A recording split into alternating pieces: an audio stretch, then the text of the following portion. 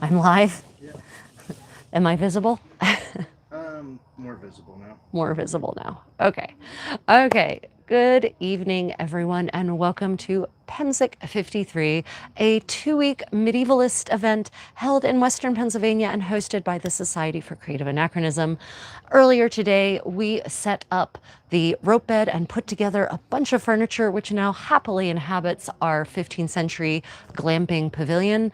And as promised, we are back now live to set up finish building the actual straw mattress that will go on the rope bed that is right behind the camera at this point, basically. So where we left off earlier today, we strung the rope bed. Ryan, would you like to show them the rope bed?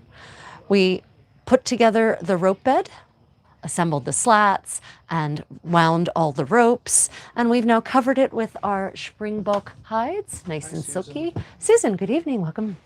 We have set up other furnishings about the room, the pavilion, as you can see. Nothing is permanent, nothing is exactly where it's going to be, and we haven't laid out any tablecloths or anything. We had to go shopping for supplies for the next 2 weeks, and that took up the preponderance of our day. But we have gotten some beautiful candles out. We have an oil lamp going, and so we thought we would show you now the next step in making a medieval bed, which is actually, in this case, literally putting together the straw mattress. So what we have here, we could also, I don't know, maybe it would be better to put the camera this way. I don't know. We're playing with unconventional studio lighting, shall we say? Sparrow. Okay, that worked. Yeah. Okay. We're playing with unconventional studio lighting. Let me just put it that way. Deo Sparrow says hi. In Deo Spero. Good evening. Welcome to my 15th century glamping setup. We're nowhere near being done with it. Oh, wow. We're nowhere near to being done with it yet, and so we're about to actually stuff our straw mattress. So what we have so far, we have the linen canvas ticking, and what I have done is basically like a giant linen sack, and just like a pastry bag for decorating a cake or stuffing cream into a pastry, we have rolled it down to create a sort of half bag. And now we started earlier with stuffing straw into it, and we shook out the flakes of straw. But as I shook out the flakes of straw, I realized they were lightly damp. So the straw has spent the day baking in the sun, and it's now dry. And so we're going to go ahead and stuff the mattress. So what you do basically is you take bundles of straw and you loosely and evenly sort of layer them into the sack. And you don't want to just put unshaken flakes of straw into the mattress. That will be very hard. I guess if you like a really hard mattress, then you can do that, but it will not be comfortable for most humans.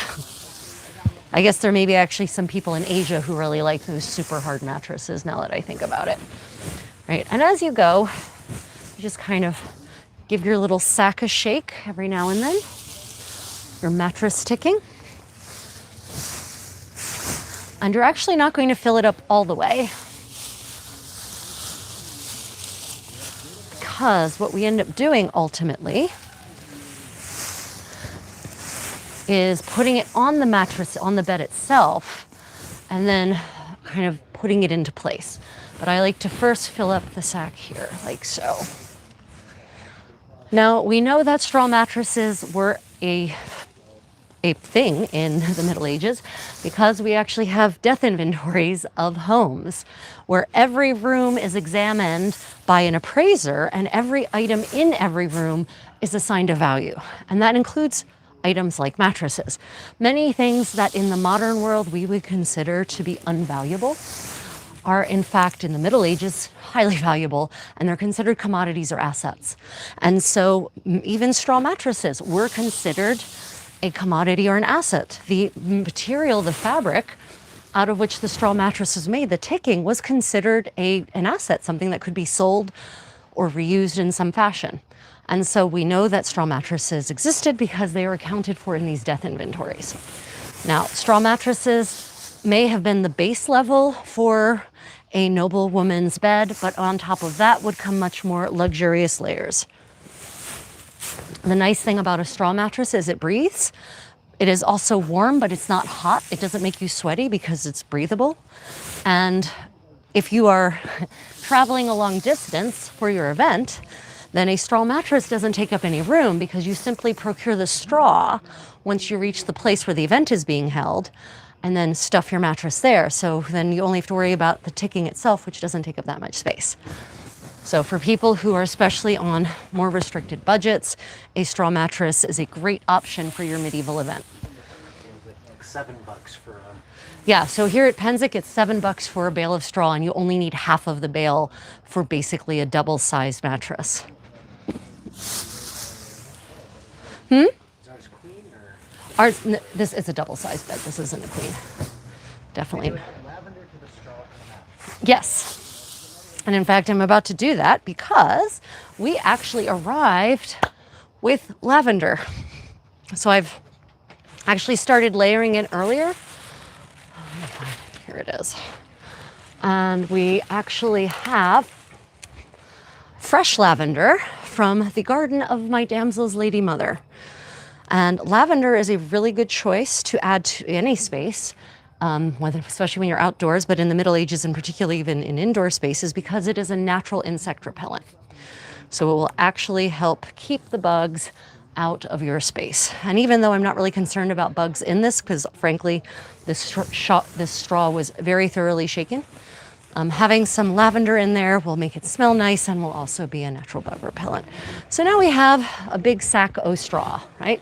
So the next step is we're actually going to move it onto the mattress, and I'm just going to kind of gently redistribute it into a more mattress shape, because you're probably thinking to yourself, this looks more like a giant gaming chair, right? It's a straw bag. And so now we're going to go ahead and put it on the mattress or the bed frame itself. Yeah, and so Contessa butt. Okay, well that's great. So now, What other herbs could you add in? thyme, marjoram, rosemary are all. Oh, right. So what other herbs could one add in as that are sort of antimicrobial and bug repellent? Thyme, rosemary, marjoram, sage, and lavender would all be good choices. Hyssop was also used in this capacity in the Middle Ages. So yeah, there's any of those herbs, any of those green herbs that are pungent. Most of them are actually natural bug repellents.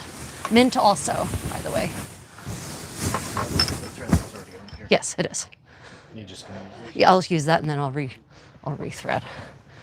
Okay, so then just going to take my arm, go ahead and redistribute the straw like this. And the reason I like to do it in the sack form first and then redistribute here is it's much less messy than standing here with a bundle of straw and shoving it in bit by bit over top of. If we can show you the floor, just doing it real Yep. Yep. And thankfully we have a broom. So we did. Oh, this feather mattress is back here. Okay. So on top of this is going to come a feather mattress. And ultimately a thin wool mattress as well, but we found out that some feline critter probably must have gotten into the garage where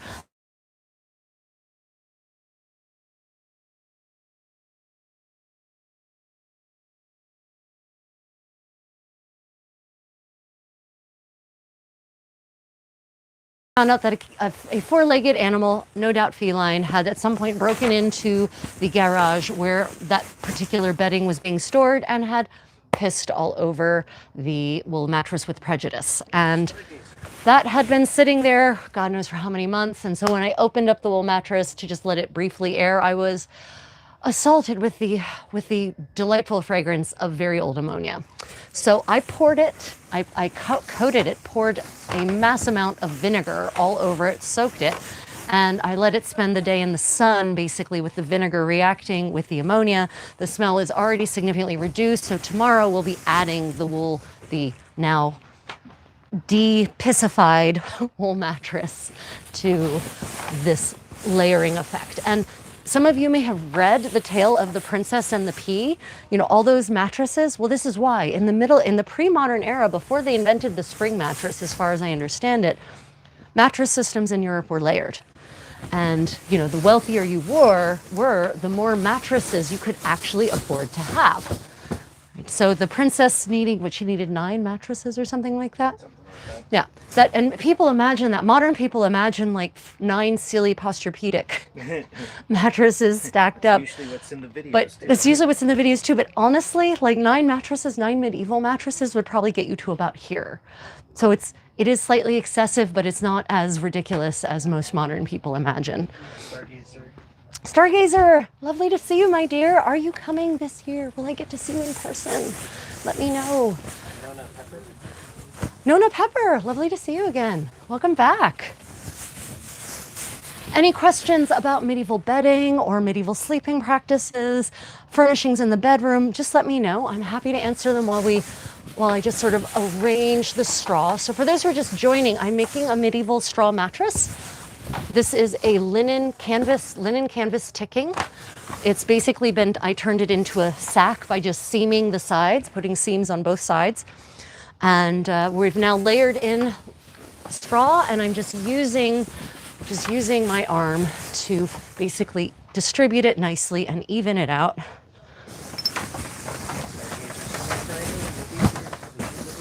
Nice. Then I look forward to seeing you, my dear. For those who are coming to Penzic, I'm hosting my Red and Gold Ball, my big soiree, on the middle Saturday. So that's next Saturday, a week from now, in the Dance Pavilion. I think it's August 1st. From 9 p.m. onward, we'll have live music by Master Albrecht of Istampita. There'll be food. There's going to be a Helmschau for the Grand Deed of Arms that's happening the next day, where many of the knights participating will actually have these beautiful crests on display. And myself and my damsels will judge them and give a prize the next day to the winner of the contest for having the most splendid crest. So it's going to be a really excellent party. Even if you don't dance, you should come. But there will be many dances for beginners that will be taught. There will be dances intermediate and advanced that will not be taught. It's just going to be a great party. So please come and be part of my Red and Gold Ball. Question? 2 days. Sergey says she's wearing ice traumas again. She see her well. Excellent. And Eric asked, yes, sleeping with Popeye, was it a thing? I'm not... Popeye? Eric, I'm afraid, Eric, I do not get the reference to sleeping with Popeye, but I don't understand what Popeye is. So if you could clarify, that'd be great. that was an autocorrect. That might be an autocorrect issue, yeah. Yeah, so maybe an autocorrect thing here. If you could just clarify in Popeye, I would be happy to answer. Aaron's on. Who's on? Aaron? Oh, Aaron, been a while, my dear. Welcome from New Zealand, no less. Hey. Asking, did they use a top sheet like we currently do? Yes. Top blankets? That is a great question. Did they use top sheets? They used top sheets and bottom sheets. They used both. So, but they didn't have fitted sheets. So basically and sheets were made in sets. We know this because we have expense accounts that talk about ordering a set of sheets, and laundry bills talking about cleaning a set of sheets, and also inventories talking about sets of sheets. So sheets were apparently made in sets. They were probably woven all at once with the same kind of weave. And sometimes they were actually woven of diapering, which means it's basically like a linen damask, a linen cotton damask, where you actually have a diaper pattern in it. It wouldn't be enough it wouldn't bother your skin. It's nothing like that. It's very, very subtle, and it's a very, very small pattern. The wealthy would have had that. But yeah, sheets were generally, it seems, made of linen for everyone. It was not I have no evidence of wealthy people having silk sheets, for instance. But absolutely, and sheets were white because they would be bleached using fermented ammonia, or fermented urine, which is ammonia, and laid in the sun so they could be restored to their pristine white state. And according to John Russell in the Book of Nurture, every day the servant who is serving his souveraine, as it is in 15th century English, should not only take the bedding off, the sheets off, and air them out, they should take all of the mattresses off of the bed and air them out as well. So that was part of the daily process of literally making the bed, because after they aired out, you'd have to make the bed again. You'd have to put it back together. So that is why in English we have this. You've wondered, why is it making the bed? What are you making? Well, you were literally making it because the bed is all the layers. The bed is a composite of mattresses, sheets, blankets, counterpanes, even sometimes bed hangings. Great question. Thank you, Erin. Susan says, I think it's the invitation to the ball and to watch from the vlog. Yes, we will be live streaming the ball. Master Albrecht will be mic'd up, so you will hear him issuing flavorful words upon occasion when he misses a note in his mind. So it will be dancing with flavor, shall we say?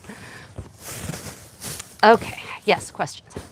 Stargazer says, I'll most likely attend the ball, but this year I'm not having anything red. But we have red sashes we could hand out if people really, really want to have something. Oh, that's true. So it is, the color themes are red and gold. That's because those are my colors.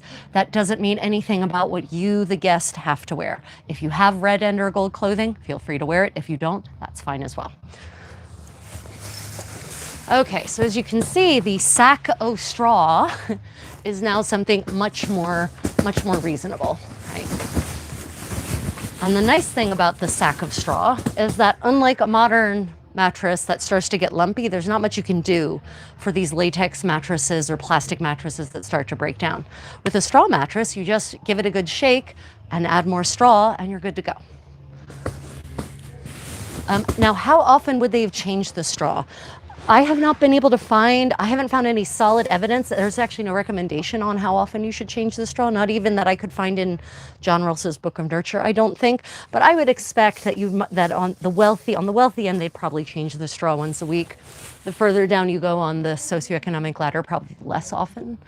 And God knows, there are people, we have evidence of people just sleeping on straw, not even a mattress. But I don't think they were necessarily sleeping on straw. Probably they might have had a blanket underneath of them at least. But for the poorest, they would literally have a pallet of straw in the corner and they would sleep on it. But it's better than sleeping on the floor. I mean, straw is actually more comfortable than you might imagine. Have any of you ever just if you've at a barn or the stable, it's the lazy afternoon and you just kind of lay back in a pile of straw and just take a little nap? As a stable girl, as a horsey girl, I've done that many a time. Long before I found medieval living history, actually. Okay, so as you see, we now have something that to many of you probably looks like a futon, and that is indeed basically what a straw mattress is. So the next thing we're going to do is we're just going to sew up the ends, and this is not going to be a particularly, you can't see what's in my hand, I can barely see what's in my hand. This is not going to be a particularly tight stitch, we're just going to do a whip stitch, and the reason is that if I want to add more straw, then I can easily undo a whip stitch without even cutting the thread, and then I can just reuse that thread. And also because the straw I think is just a little bit damp because I think the evening dew started to settle in before we got here. So I might want to actually take the straw out tomorrow and let it air out. We'll see how I'm feeling about it in the morning. But also after you sleep on it one night, then sometimes there's even more compacting and you just want to add some more to it. So what I do is I just roll it up like this, right? Just a little roll, nothing complicated, because it's going to be a really big whip stitch. Now, how would they have sealed their straw mattresses? I honestly don't know. I don't think any of these mattresses have been found in excavations, so I really couldn't tell you.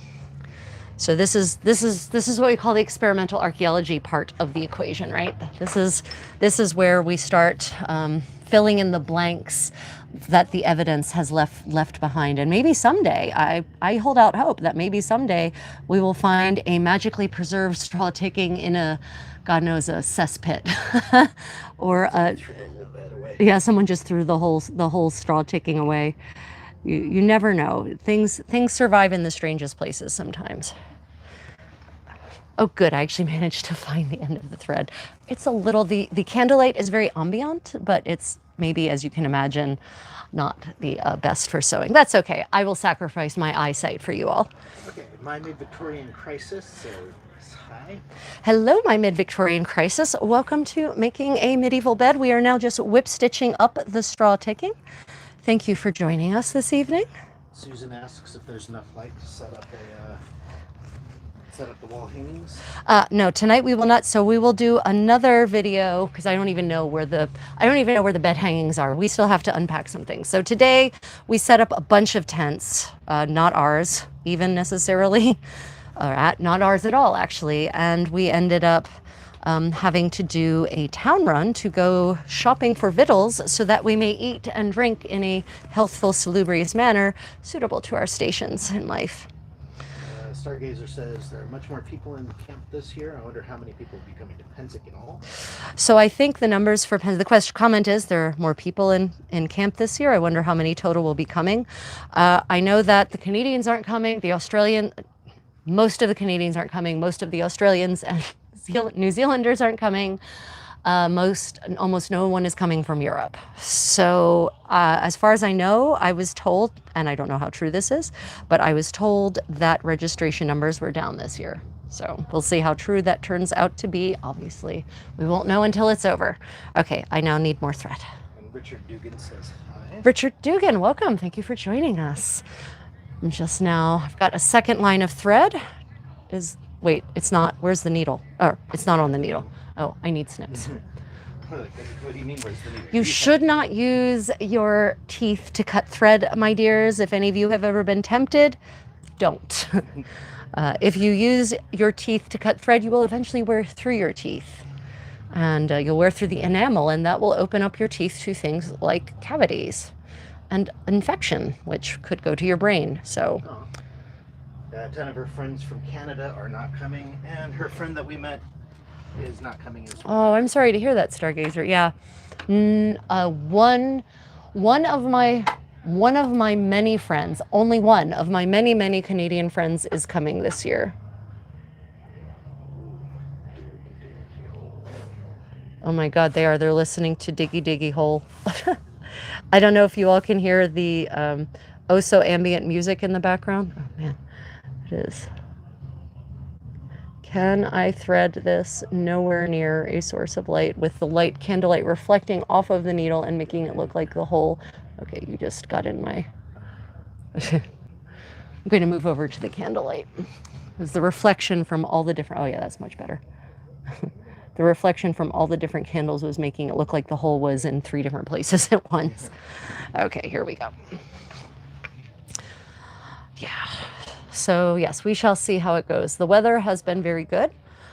It got up to 80 degrees Fahrenheit, so that's about 27 degrees today, which is very, very pleasant indeed. We had puffy white clouds and blue skies, and if we could have this weather for the whole event, that would be just fantastic. Just lovely. Okay.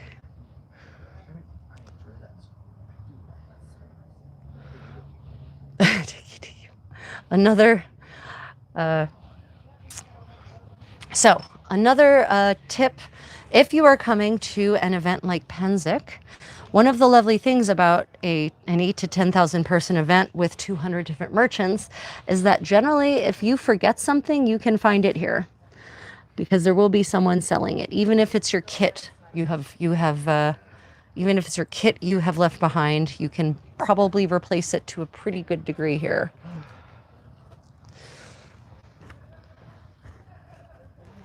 Okay. Well, I'm certain we'll be stuffing this with more straw tomorrow, but this will do for tonight. Unfortunately, fortunately or unfortunately, Pensick attracts a very wide array of individuals, some of whom are respectful of their fellow campers and actually do medieval things, others of who think this is a chance to either relive their college days and or have college parties that they never had. So we do have people who actually bring PA systems and play the most inappropriate music at top volume from them. But generally they get shut down because that is certainly not in line with the nature of the event. I'm sure other people have complained at this point. Stargazer says the camp next to theirs is basically Canadian, so there's only been a few people there. Kenneth Russell. Well, what is Kenneth Russell?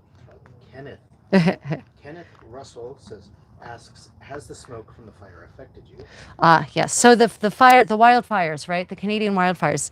Last week at this site, the people who were here setting up, the hundreds of people who were volunteering their time to help set up for this event last week, said it was terrible. It was really bad. It was, and I was checking the AQI. It was 260, which is Beijing on a bad day. For those of you who are familiar with Asian air quality issues. So last week it was pretty bad, but a front moved through over in the middle of the week, and that, darn it, my needle somewhere, there it is. A front moved through in the middle of the week, and so that actually blew everything out. So right now, no, right now we're fine. The only fire smoke we're getting now is like the action from our campmates, from our neighbors. And Chosen Law says, it's good to see you, lady. Oh. Pirates, I would ask you to join my crew as an historian. I would be honored, Chosen Law. Chosen Law. I would be honored, Chosen Law, to be part of your crew as a historian. Not Joseon. Not a Korean. This is not a Korean pirate. Not one of the Yurkin. Not one of the Jerkin. Jerkin. It's the Jerkin. Jerchins. Wow. Karen Johnson says hi, and sleep tight. The weather at camp looks glorious in the coming week. Yes, it does. We are. I'm very excited by what the prognosticators of the weather are prognosticating. And Stargazer says the smoke was horrible, and we couldn't really go outside because it was so toxic and smelled so bad. Yeah, it's. I heard from everyone who is here that it was almost impossible to breathe for many people. Do we see where the snips went? I put them away. Oh. Right. I know So. that sounds crazy, but So you're going to say, well, that doesn't reach down to the bottom. It doesn't. We need to stuff more straw in it. We'll do that tomorrow. We will do that tomorrow, because what will happen tonight is we will sleep on it and the straw will compact, and then it will also make more room for more straw inside of it. The other problem with this particular ticking is that I thought when I bought this linen canvas that it had been pre-washed. It had not. And so when I made it, bought the fabric here at Pennsic and made it here at Pennsic, I made it the right length, and then I laundered it, and then it shrank. So yeah, I know. So rookie mistake, except that, to be fair, I thought it had been pre-washed. It had not. So normally it would actually come down to about here, but this will do fine for tonight, because the next layer comes on. We have one more layer. back so we can see. We have one more layer for tonight anyway. So now we have a straw mattress. And this is actually, this straw mattress I was able to procure commercially, but this is exactly like a medieval straw mattress. This is correct. Oh gosh, sorry, feather mattress. Feather mattress. Next comes the feather mattress. Do you want to bring the camera in a little bit closer? Yeah, I just wanted them to be able to watch us put it all on. So yeah, so here is, we'll bring it you closer, you can see. This is actually a modern commercial feather mattress topper, but this is what a medieval feather mattress would have been. So it would have been 2 layers like this. You would have had, the bottom layer would be sort of the rougher feathers, and that could be goose or duck, actually. And then the top layer is down. So this is a double layer system. And it is coffered, which means there's stitching throughout it to kind of keep everything in channels. And that is basically how a medieval feather mattress would have worked. So you don't have to make this yourself. You can actually buy this. I bought this in 2012 at overstock.com for like $100, which for a beautiful feather mattress topper that has now lasted 14 years, I feel like that's a pretty damn good deal. Okay, Eric asks a really good question. Okay, good Does question. it matter where the straw came from? Does it matter where the straw came from? In general, no. If you're talking about, the kind of, For it to be dry and stored well. right. So the key thing about the straw is it needs to be dry and not moldy. And what you will only find that out, alas, once you shake it out. So that's part of one of the reasons that when you're building your straw mattress at the beginning, you want to really shake out the flakes so that you can see if there are moldy spots and you can feel if there are any damp spots. That's the most important thing. Most straw is going to be similar in texture because most grains are grass, and the straw is basically the stalk part is the kind of the outer stalk part of the grass. And so it's going to more or less be the same. And so it doesn't matter if it's sorghum or wheat or alfalfa, or that doesn't really seem to matter. Good question. agrees it's really comfortable. Yes, Stargazer has actually got to sit on this bed, so she knows. And Red Dude says, "What is up, you beast? Congratulations on the success." Thank you very much. Yeah, Putting the you know, bed just together. just putting a medieval bed together, right? So we've got our straw mattress, which is here, and then we've got our feather mattress on top of that. So now the next thing that would normally come here would be the relatively thin wool mattress. The wool is antimicrobial and it breathes really well. And it, you know, so you've got the fluff of this, then you've got the thin wool mattress, and then over top of that we would put sheets. Does it have bounce? We do not have, our sheets are still unlocated as of yet. We really have to just unpack all the boxes, and we'll probably do that tomorrow morning and actually organize everything so we can properly finish all this up. So next would come the wool mattress. As I said, some feline pissed upon it most thoroughly, and so it has been receiving urine treatment for the whole day. And tomorrow it should hopefully be ready to actually join the ranks of the bedding. We will put on the sheets, and then we will also put on the what is called the counterpane. And counterpane is a medieval word for a bedspread. And we have a really beautiful embroidered bedspread that is very much reminiscent of bedspreads described in the inventories and that you sometimes see in depictions from the 15th century. Yes, they did have pillows. They had pillows that were stuffed with a variety of materials: cotton, linen tow. Linen tow is like tow fibers, basically, or linen fibers. So the flax can be broken down into two parts. Tow is like the rougher of the fibers, and it kind of works like a roving, so it's sort of fluffy. It could be stuffed with wool. It could be stuffed with feathers. Those are all items. Feathers are, of course, the most luxurious, and especially down feathers, because generally down was not taken from the animal itself. They actually went to nests and hand collected down from nests, which means it's a very time consuming and laborious process, and it takes a long time to collect enough down to stuff a mattress, for instance. Yeah, so that'll be the next steps, and then Does it have we will have a red silk bed hanging to go over top of this. Question. Does it have bounce? Bounce. Does it have bounce? It has a little bit of bounce. Right.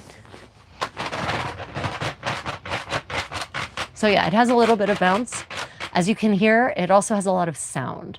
So this is a bed that hides no secrets. See you next Tuesday asks, "Are you sleeping there tonight?" We are, yeah, we're sleeping here tonight. This is exactly as you see. If you want to just pan around, this is the space in which we will be sleeping tonight. Some of our furniture is set up. We haven't laid out bankers or tablecloths.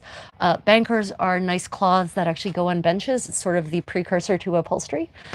So we haven't laid any of that out. We still have to do that. That will be tomorrow morning's exercise. Giola, I think Nick's been on before. Yes. Says cat pee. No. Yeah, I know, cat pee, man. But thankfully, so trick with cat pee, vinegar, undiluted, well, I mean, vinegar, 5 to 6% acid, is very good at breaking down urine.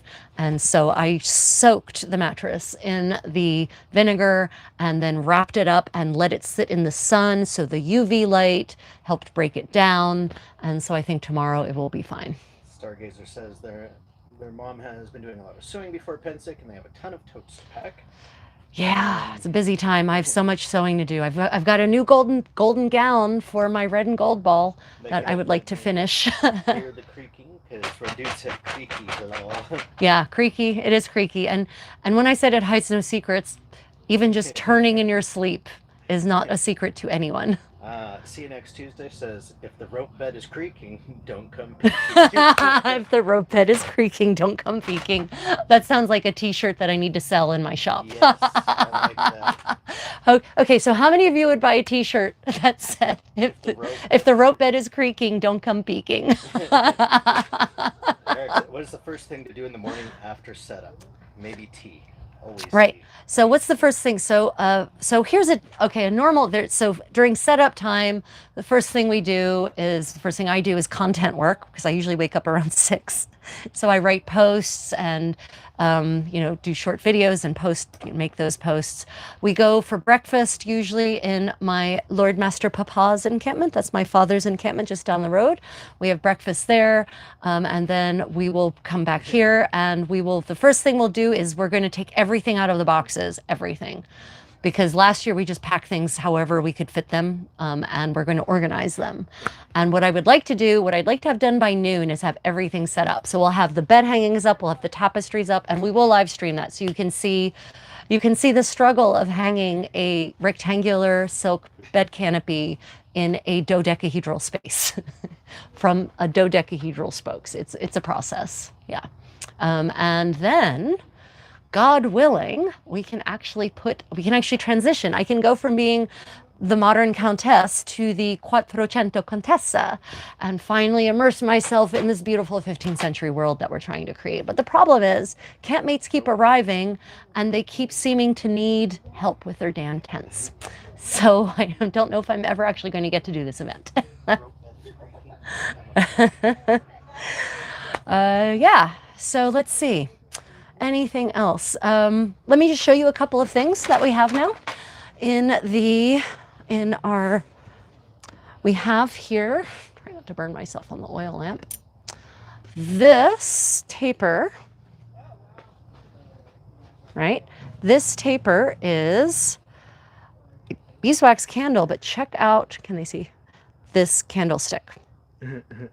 So this is a portable candlestick. It literally is a medieval replica of an original medieval travel candlestick. So you could bring your own candlestick with you. Back up. Never mind. You're showing the candlestick. Yeah, yeah, candlestick. And it actually has 3 parts. It has a hole for small tapers. It has a spike in the center for larger candles like this one. And then it has a rushlight rest over here. And with these legs, see, it sets itself up and then it packs flat. So I love these things. Todd's Stuff of Todd's Workshop sells these. They're very reasonably priced. Out of the UK, highly recommend. Got a lot of people saying they buy the shirt, so. Okay. Okay, guys, so that's it. If the bed is a creaking, don't come peeking.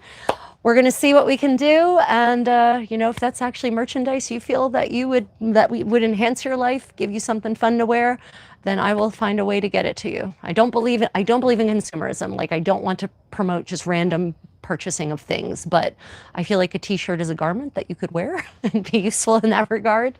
And I have to say that if the bed is a creaking, don't come peeking is a winning motto, a winning saying. Okay. Nick says, "Let the men folk do it." Stargazer asks what the medallion looks like this year. The medallions are extremely unassuming. They are literally blue metal discs with some swords scribed into them. Oh God, that's terrible. That's it. Nothing big. This is another item that I really love, and this one tends to surprise people. This is an oil lamp. Handsome, could you? Turn towards you. Yep. They wanted it as a PJ t-shirt or as a PJ shirt. PJ shirt. Okay, I will make that happen. This is an oil lamp, and when I moved it, the wick kind of slipped into the oil. But this is how many people lit their homes in the Middle Ages, and especially by the 15th century. This is a replica of a 15th century original. This one was found in the middens, a trash pile basically from the Middle Ages in the Netherlands. You see how bright that gets?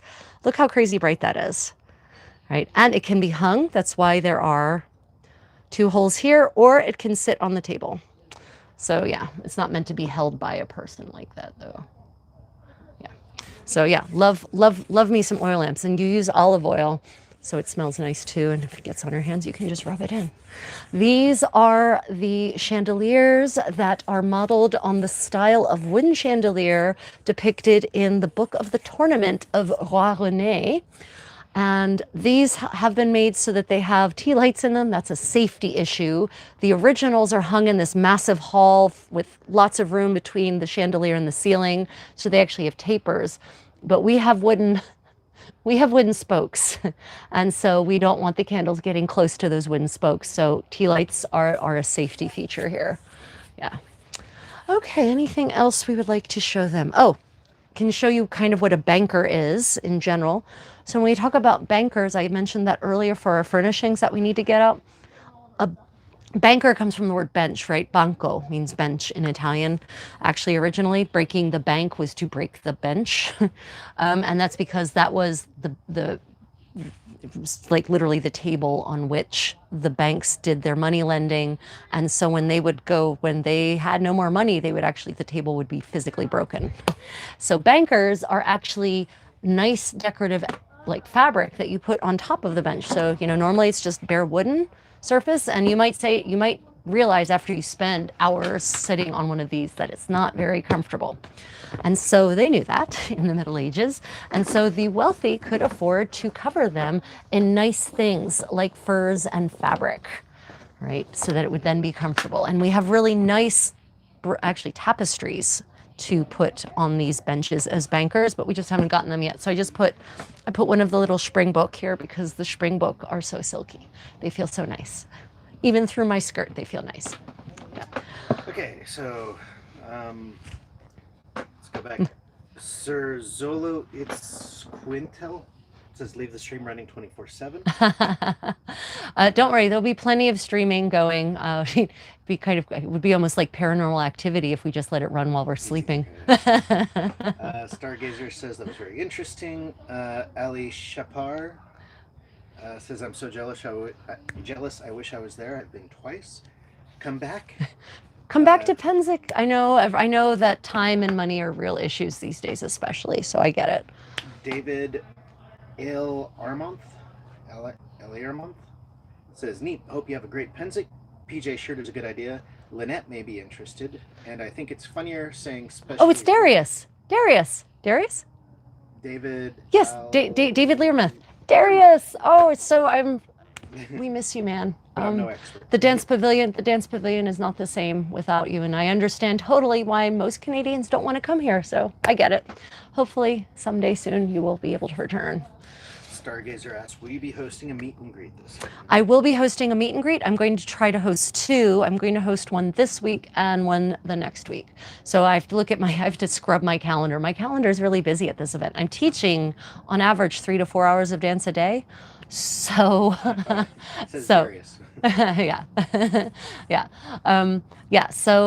I'm teaching 3 to 4 hours of dance a day. So if you're coming to Penzik, I'm offering beginner dance classes, intermediate and advanced dance classes. And of course, I'm hosting my ball on Saturday evening, the Red and Gold Ball. So please, if you don't even think you like dance, just come to one of my beginner classes. I can probably change your mind. Or if you already have some dance knowledge, then absolutely come and check out my intermediate or advanced classes. And at my ball, Red and Gold Ball on Saturday evening, many of the dances will be either taught or at least walked through, so you can kind of crash your way through them in the most elegant way possible. We'll have some intermediate and advanced dances, which will be for those who know it. There will be some performances. We're going to have the helmet crest show with the judging, very judgmental judging, and there'll be a lovely spread of food, and we'll have some beverages of the fermented type for those who are permitted to partake of such. So it should be a fantastic party, awesome live music by Albrecht Alkofrin of Istanpida. So even if you don't think you like dancing, just come to the party. Just be part of the atmosphere. It's going to be a lot of fun. Yeah, so full schedule. We're going to be doing lots of live streaming. We're going to be doing medieval sewing parties, medieval story time. I'm going to do streaming from the marketplace. We're going to interview artisans again and merchants about the wares they're selling and how they're made. So a lot of fun information to share. We're going to live stream some of the battles. We're going to live stream the 15th century deed of arms in full armor with actual swords and weapons and whatnot. So it should be a really good time. I'll be excited to share it all with you. The Shuriken Zone says something here seems different, but I can't put my finger on it. Is it my clothing? It's my clothing, isn't it? So just to be clear, this is the impoverished countess of the modern world, not the 15th century Contessa, who is of course a moneyed lady of means. Therefore, the modern countess of the impoverished type cannot afford servants. So I'm wearing my modern clothes to distinguish between those two worlds visually. The Noob Gamer says, Madam is living her fabulous medieval life as usual. I am. Ellie Shaper says, I often took my cloak to bed with me. The extra layer made a difference. Yeah, so it's summer, right? And everyone imagines it's hot and humid, and it can be during the day. It actually hasn't been, but it can. However, even on hot days, good night, Stargazer. Even on hot days, nighttime can get very cold. In fact, a couple of days ago, temperatures were in the 40s, almost single digits. Like it was like 8 degrees centigrade, 40 degrees Fahrenheit at night here. So you really need to come, if you're going to come to Pensick, you really have to prepare for all eventualities, for hot, for humid, for dry, for wet. It's like the four temperaments, right? You have to come prepared for all of it. So sometimes having a cloak and taking your cloak to bed is what will save you from developing hypothermia. Indeed. Yep. How close is the lighting in the rear of the tent? Those are electric candles. Oh, so those are magic candles. Magic Those are candles. those are LED candles because we weren't certain if we had enough light from what we were able to excavate in the dark.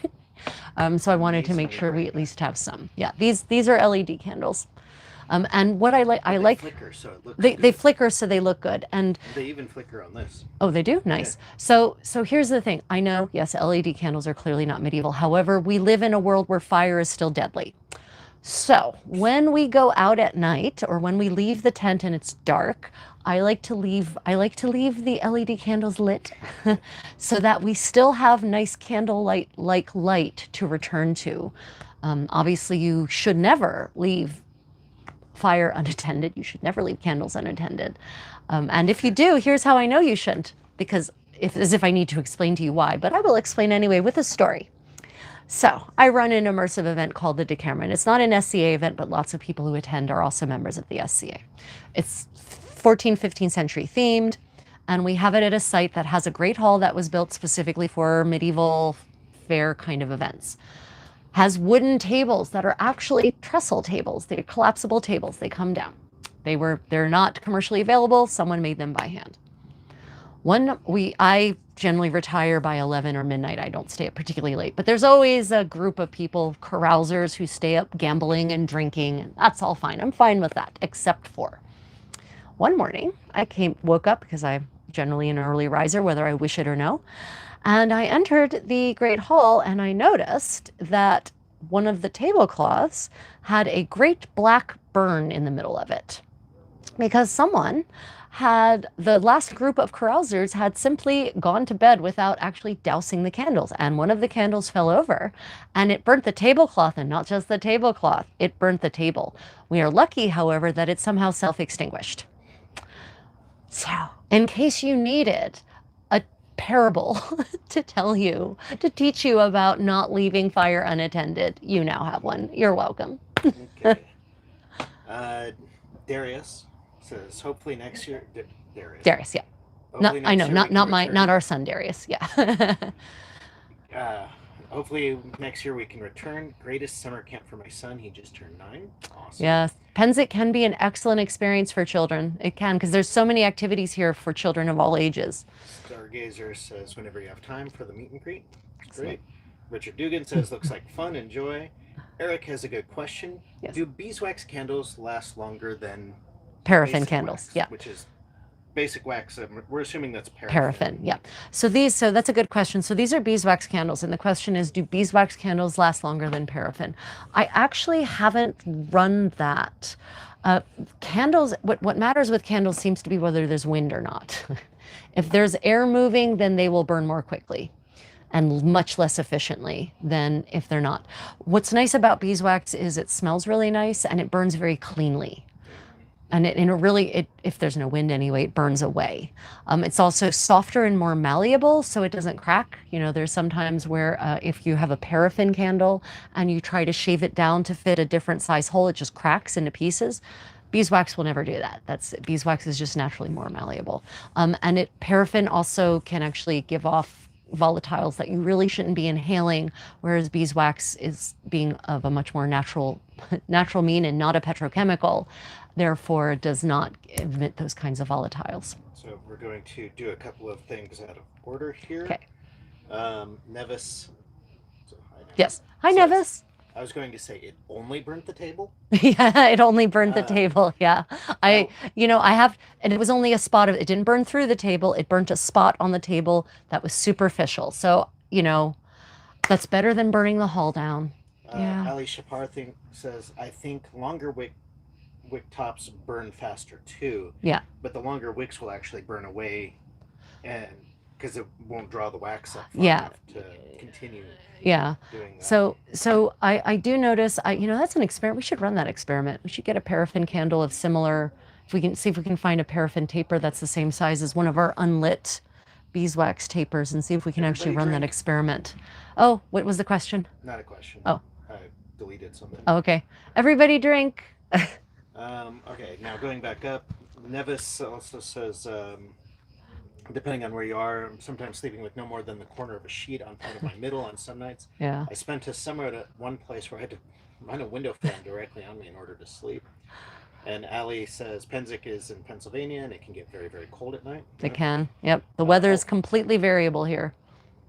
And when it rains, and no doubt I cannot imagine, there is no world in which it doesn't rain in 2 weeks in Western Pennsylvania in the summer. So at some point you're going to get either a live stream of rain or a video of us digging out of the result of torrential rainfall. We'll see what happens. Who knows? It's an adventure. Nevis says I largely do not even leave incense unattended for more than a couple of minutes. Yeah, you shouldn't. Yes. Says Shindra Cook says someone is there. Maybe me. Yes. The voice. there is a man behind the camera, as it were. And Eric says candlelight like light. Yes. Yeah, they are candlelight like. And these are the kind of LED lights that are actually wax on the outside, so that helps create more of a realistic illusion. Amazingly, these are from last year, and they have been in storage for a year, and they still lit directly with very little effort. Okay, everyone, are there any final questions tonight? So for us tonight... Oh, jeez. What? One time knocked a candle over in the bedroom and caught the comforter on fire. Not the romantic experience. Oh no, candles. Yeah, candles in the bedroom. It seems like a good idea. Until it isn't anymore. Oh my goodness, yes, knocked a candle over on the comforter. Right, so the next steps for us tonight are to try to find some kind of sheet. I think I know where a pillow is. And pull the actual blankets in and do ablutions, wash face, brush teeth, braid hair, those kinds of things.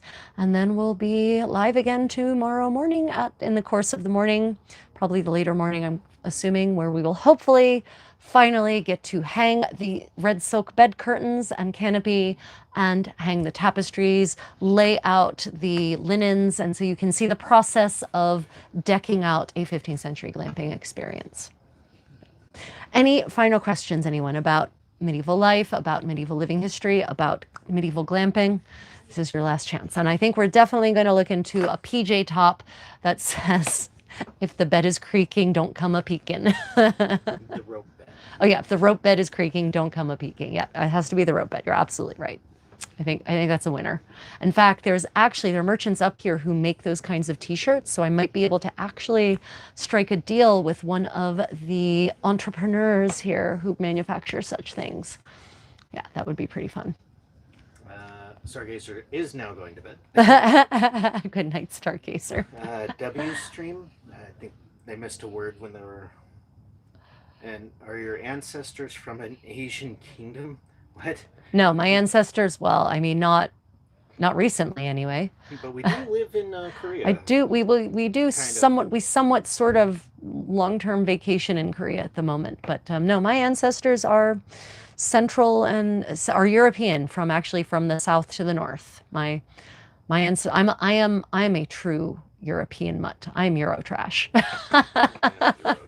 I am Eurotrash.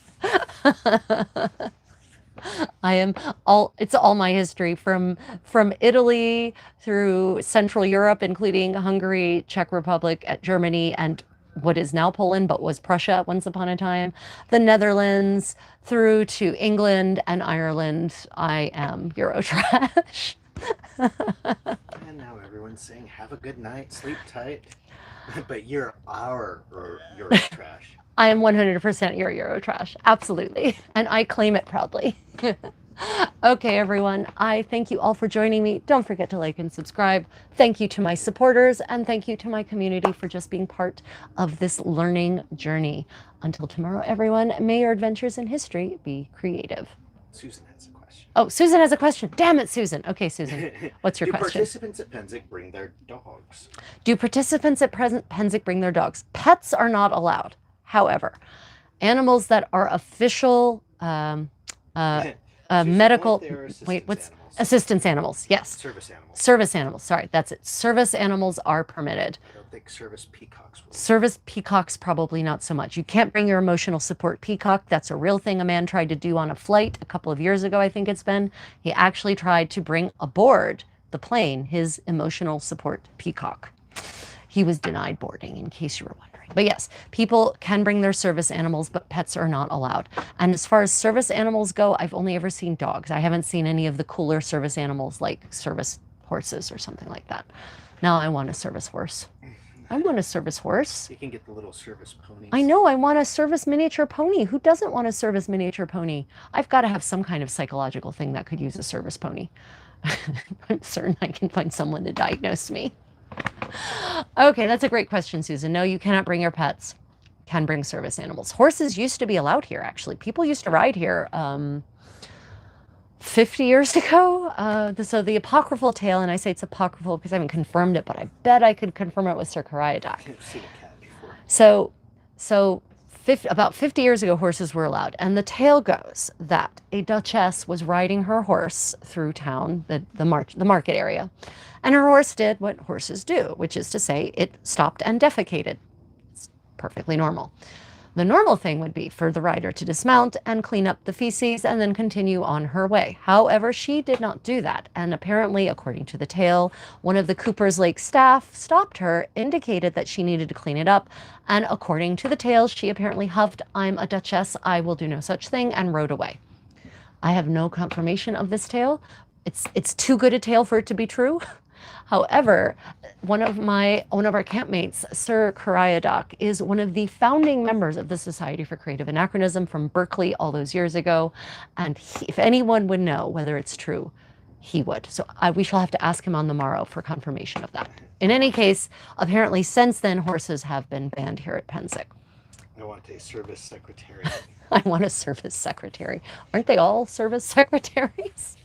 Secretariat. Secretariat. Oh, a service secretariat, a racehorse. That's fantastic. Brilliant. Okay. Any 50-year celebration had the royalty ride in on horses. It was a pretty neat medieval experience. Yep. There are many SCA events where horses are utilized. Gulf Wars, they use horses in the processions. But as I said, here at Penzic, according to that tale, that's when horses were banned.